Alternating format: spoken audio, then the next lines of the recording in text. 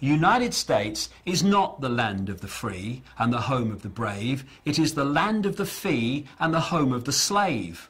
And more Americans are waking up to that fact, and hallelujah to that, because only if they do so and then act upon their new perception will they truly have any chance of living in a land that is anyway associated with freedom, and a land that makes a contribution to peace in the world, not a contribution to more and more slaughter, more and more conflict, and therefore more and more acquisition of people and land. We are now at the point where those institutions and these institutions of control and surveillance and all the rest of it are now being put in place. So this hidden dictatorship all this time is now coming to the surface where it can be seen.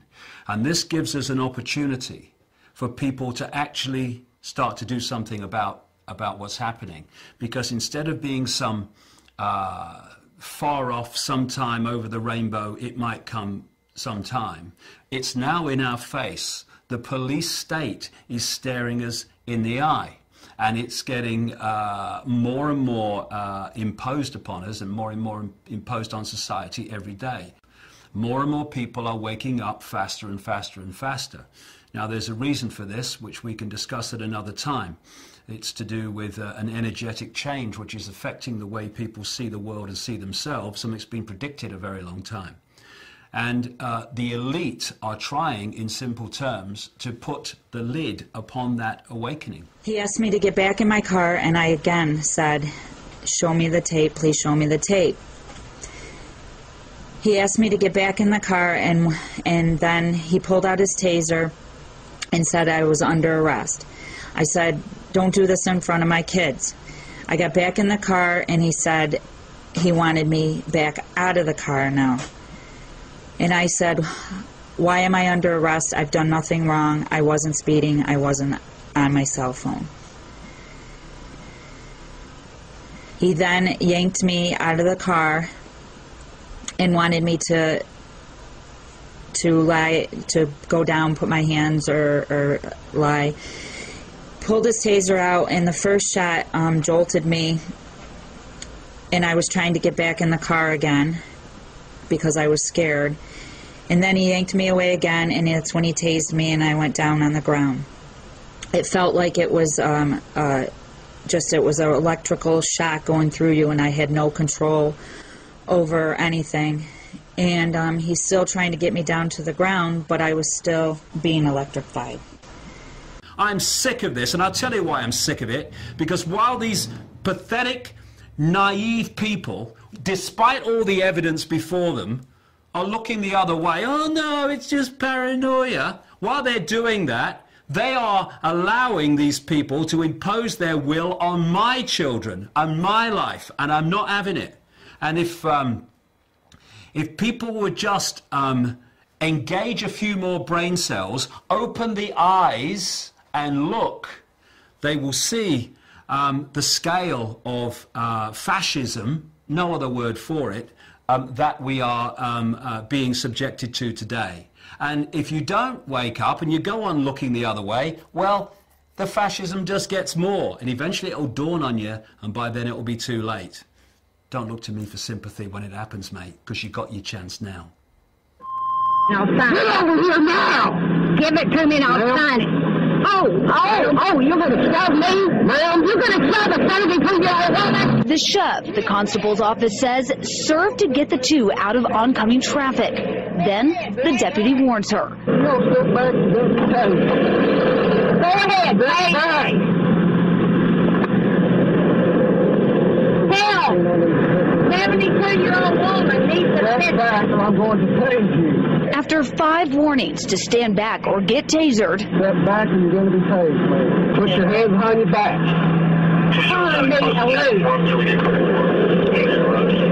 I'm getting back in my car. You're going to be tased. Stop. I'm getting back in my car. No, ma'am. Tase it. Get on the ground.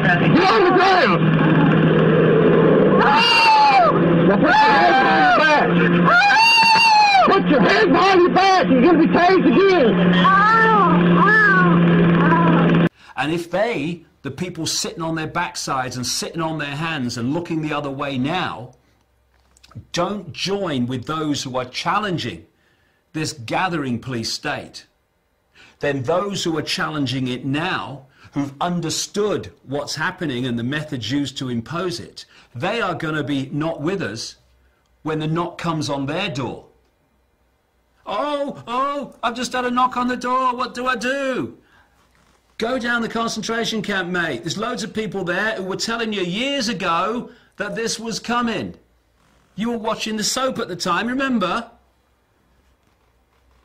It's unbelievable that people can be so blind when now it is so close to their eyes. Those who remain, by order of the City of Pittsburgh Chief of Police, I hereby declare this to be an unlawful assembly. I order all those assembled to immediately disperse. You must leave the immediate vicinity. If you do not disperse, you may be arrested and or subject to other police action.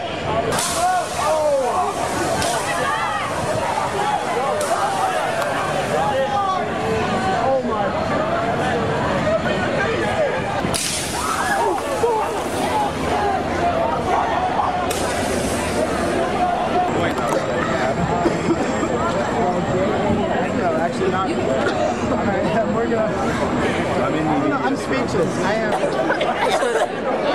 Good Lord.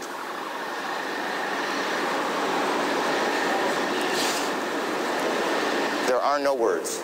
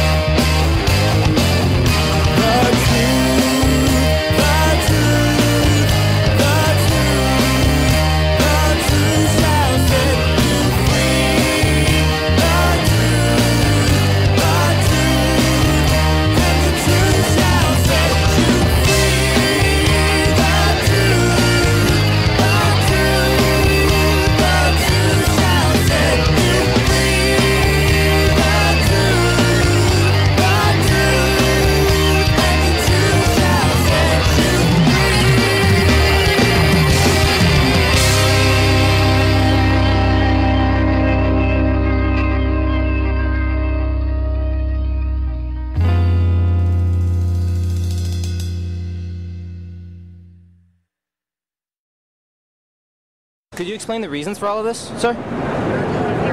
What's happening? Sir? Could you explain what's happening? Why we have to disperse? What you see with people is that they're desperate to hear what they want to hear. And they're desperate for people to say, oh, no, these conspiracy theorists, they're all crazy, you know, they're all paranoid. It's not really going on. It's ridiculous. And this is done to protect you. This is done for you. You know, we're the government. We care for you. This is why we're doing it. So you go to sleep, you know, watch the telly. There's a game on in a minute, and you'll be fine. And we're just going to build another concentration camp. Okay, see you later. And what we need to do is stop this self-indulgence of picking up what we want to hear and trying to get ourselves to believe it. There's not a problem here. And actually look it in the face and realize that, if anything, George Orwell understated what we are heading towards unless we step up en masse and say enough, no more. So, are we going to make a stand now and draw a line in the sand and say here and no further? In fact, we're going to roll this back? Or are we going to wait until it's got really, really extreme, by which time there'll be so much infrastructure in place that drawing a line in the sand will be a serious challenge? And it's no good. I said to some policemen in Parliament Square a few months ago, ask yourself, when your child says to you, Mummy and Daddy, what were you doing when the police state was introduced? Oh, well, I was watching the telly, honey. Or in the policeman's case, I was helping to introduce it, dear. That's the situation we're facing. I'm sorry that I'm struggling to find words, because words fail me. The idea that governments, with their record, have the interests of the people at heart.